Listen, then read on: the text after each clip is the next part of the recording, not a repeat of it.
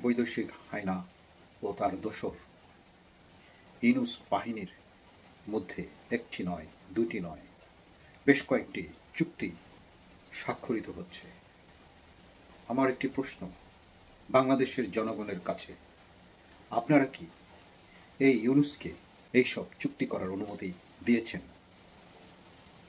যদি না দিয়ে থাকেন তাহলে বৈদেশিক হায়নার সাথে হাত মিলিয়ে ইউনূস কম কিভাবে এই চুক্তিগুলো সম্পাদন করে, আর এই চুক্তিগুলো যাতে নিরবিচ্ছিন্নভাবে শান্তিপূর্ণভাবে কোনো রকম বাধা বিঘ্ন ব্যতি রেখে কোনো রকম বিপত্তি ছাড়াই সম্পাদন করা যায়, তার জন্য এই ইউনূস সরকার গোপালগঞ্জে নাটক সাজিয়েছে।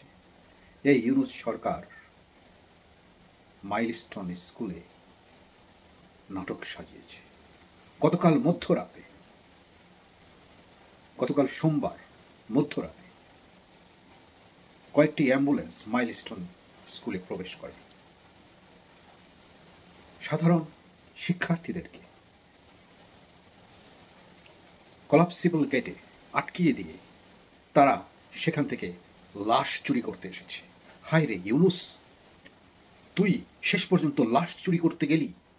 বাংলাদেশের মানুষেরা তোকে বলে সুদখোর, এখন তুই লাশ চোর বনে গেলি। তুই হইলি সুদখোর, তুই হইলি লাশ চোর, তুই হইলি বাংলাদেশের ধ্বংসকারী।